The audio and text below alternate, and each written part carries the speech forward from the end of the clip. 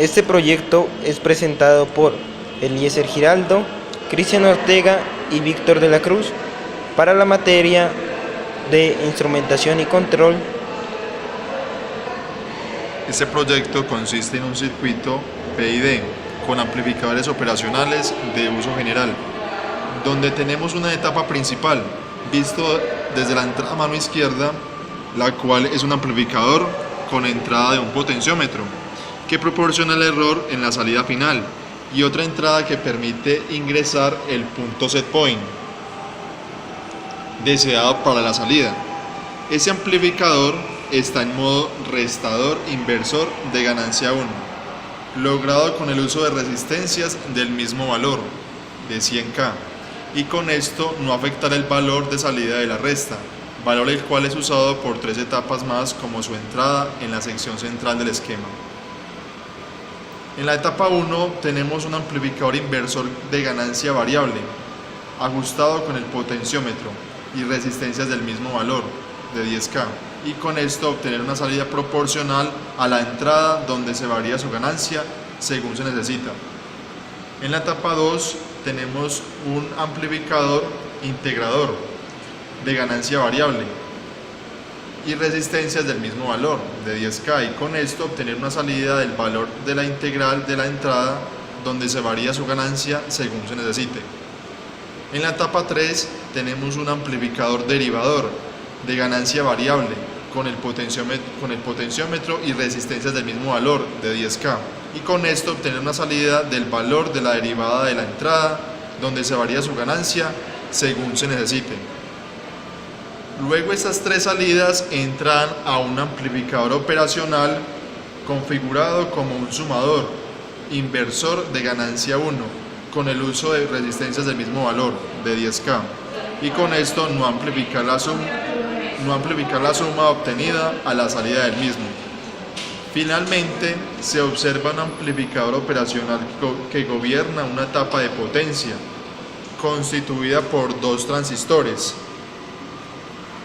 para manejar la carga de corriente del motor DC. Ese amplificador operacional mencionado está en configuración de seguidor de voltaje, donde se toma una muestra de la salida de etapa de potencia para siempre obtener el mismo valor de salida del amplificador operacional, pero con un mayor manejo de corriente, gracias a la etapa de potencia que controla. Aquí podemos observar que la fuente se encuentra en 10 voltios y en 10 voltios. Tuvimos que conectarla así para obtener 10 voltios aquí y menos 10 voltios aquí, y una tierra que va a alimentar todo nuestro circuito, ya que los amplificadores operacionales, en este caso el M741, necesitan de más 10 y menos 10 voltios y una tierra para su funcionamiento normal. Aquí podemos ver cómo el potenciómetro de referencia manda la señal de error y con el circuito me envían una respuesta que va a ser emitida por el motor para así posicionarse en el lugar de referencia.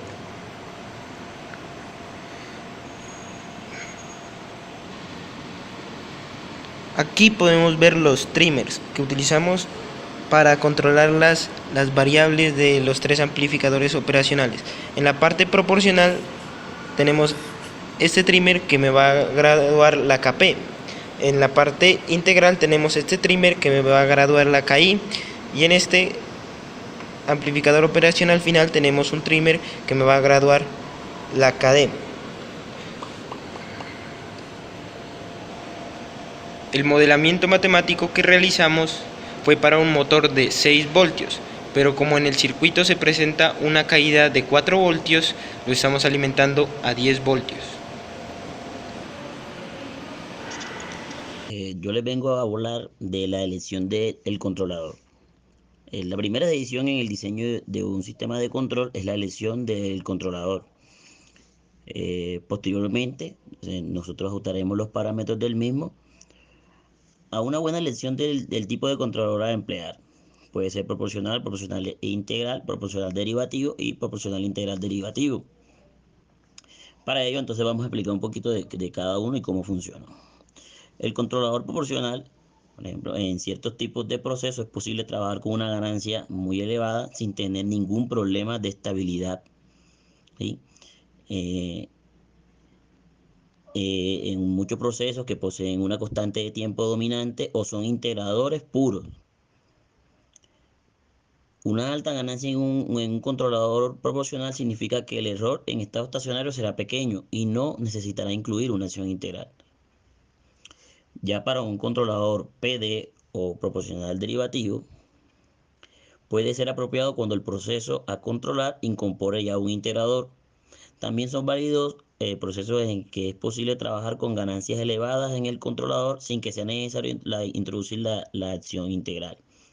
La acción derivativa es sensible al ruido, ya que las altas frecuencias tienen una ganancia relativamente elevada. Por lo tanto, en presencia de altos niveles de ruido, se debe limitar dicha ganancia o prescindir de la acción derivativa, no utilizarla.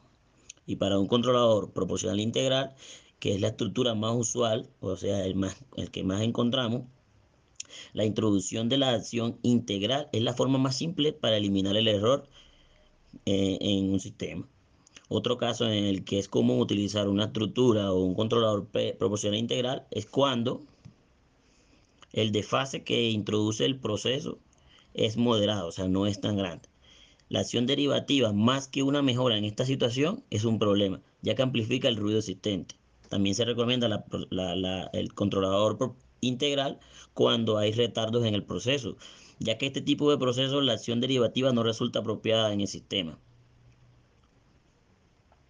Y como hablábamos antes, siempre que haya procesos que tengan contaminados por niveles de ruido, es mejor no utilizar la parte derivativa.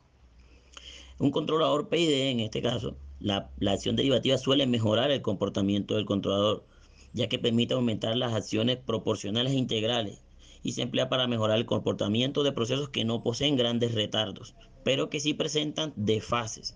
Muchos desfases con múltiples constantes de tiempo.